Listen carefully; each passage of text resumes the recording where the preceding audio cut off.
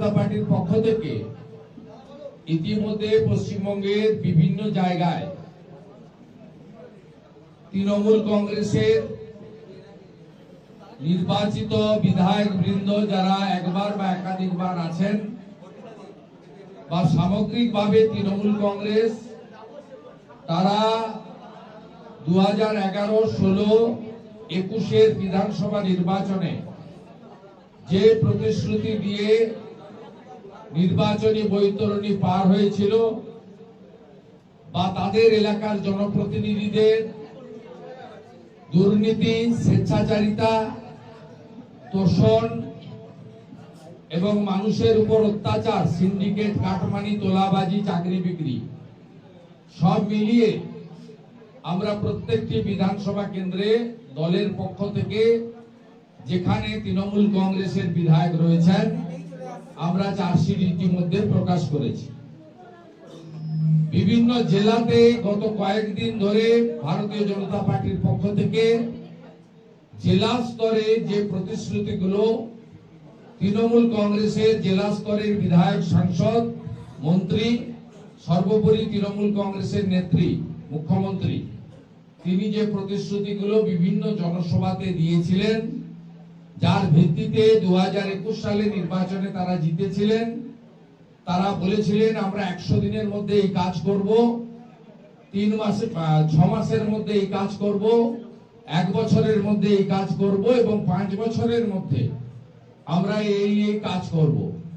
সেই কাজ করার ক্ষেত্রে শিক্ষা ব্যবস্থা, স্বাস্থ্য ব্যবস্থা, সেতু, রাস্তা নির্মাণ, কৃষকদের জন্য, বেকারদের জন্য, মৎস্যজীবীদের জন্য, নারীদের জন্য এবং বিশেষ করে সামগ্রিকভাবে এলাকার উন্নয়নের জন্য পরিকাঠামোগত উন্নয়ন সহ পরিষেবাগত কি কি তারা করার কথা বলেছিলেন এবং কিভাবে প্রতিশ্রুতি ভঙ্গ করেছেন, জেলা ভিত্তিক ভারতীয় জনতা পার্টির পক্ষ থেকে চার্জশিট প্রকাশ করা হচ্ছে।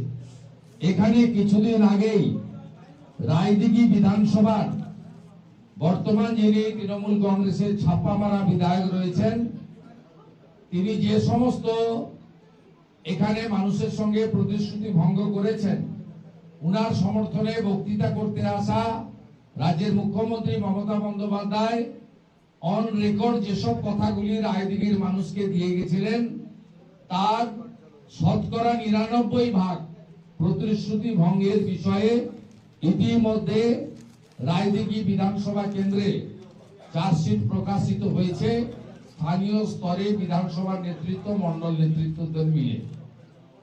আজকে আমি জেলা স্তরে চার্জশিট এখানে প্রকাশ করব। আমাকে দলের পক্ষ থেকে বারুইপুর পার্টি অফিসে করার জন্য বলা হয়েছিল। আমি দলকে বললাম যে না, আমি এখানে কালী পুজোতে এসেছিলাম, পাথর প্রতিমাতে এবং মন্দির বাজারে, সেখানে আমাকে 8 জায়গায় আক্রমণ করা হয়েছিল।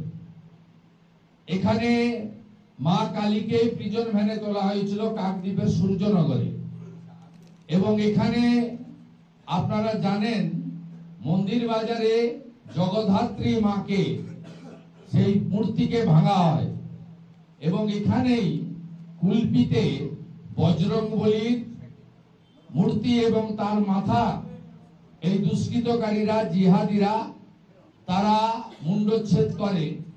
এই 3টে ঘটনার ক্ষেত্রে সরাসরি হিন্দুদের ভাবাবেগ, আস্থা, তাদের দেবদেবী, তাদের মন্দির, তাদের উৎসবে আঘাত লাগানো হয়, কিন্তু কোনো বিচার এখনো কেউ পায়নি।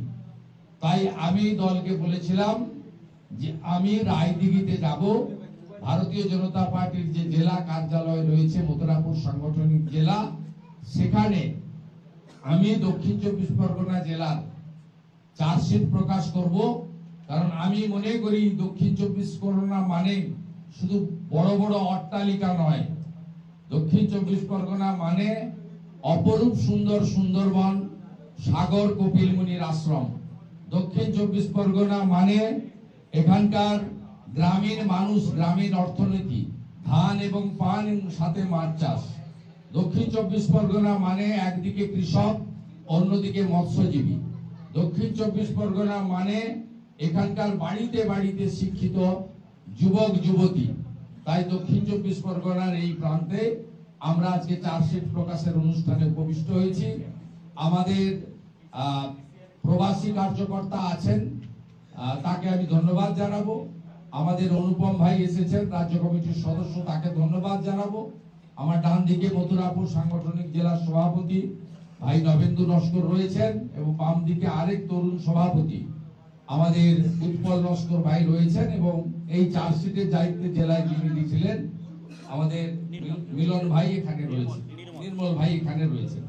এছাড়াও অনেক নেতৃত্ব, বিধানসভার কনভেনার, ইনচার্জ, শাখা সংগঠন, মোর্চা ইত্যাদি আছেন। সকলের পক্ষ থেকে আমি আপনাদেরকে শুভেচ্ছা জানিয়ে এই চার্জশিট আমি প্রকাশ করছি। এটা রায়দিবি তো আগে হয়ে গেছে, বলে দিচ্ছি। দক্ষিণ 24 পরগনার এই চার্জশিট আমি প্রকাশ করছি। এই সম্পর্কে কয়েকটি বিন্দু আমি পরে আপনাদেরকে জানাচ্ছি।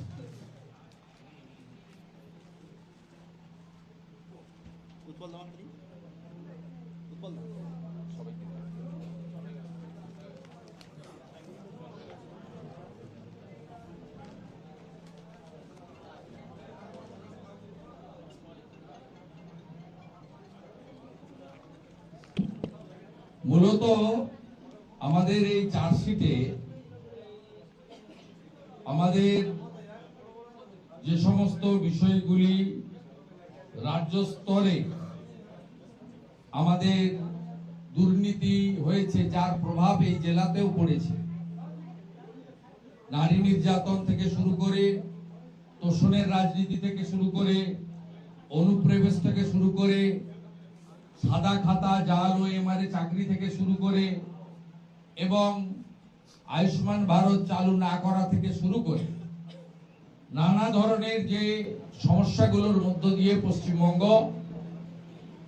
আজকে যাচ্ছে, এই অপদার্থ, পরিবারবাদী, তোষণবাদী, আপাতমস্তক, দুর্নীতিগ্রস্ত এবং সীমাহীন তোষণের রাজনীতি যারা করেন, সে স্বেচ্ছাচারী সরকার, তার চার্জশিট রাজ্য স্তরের সাথে সাথে আমরা এই জেলাতেও কিভাবে মানুষ এতে এফেক্টেড হয়েছে, মানুষ বঞ্চিত হয়েছে, সেটা আমরা এর মধ্য দিয়ে তুলে ধরেছি। প্রত্যেককে একটা করে ডিস্ট্রিবিউট করে দেন সাংবাদিকদের। আমি আপনাদের কাছ থেকে প্রশ্ন নেওয়ার আগে এসআইআর সংক্রান্ত দুটি গুরুত্বপূর্ণ তথ্য আপনাদের মাধ্যমে যারা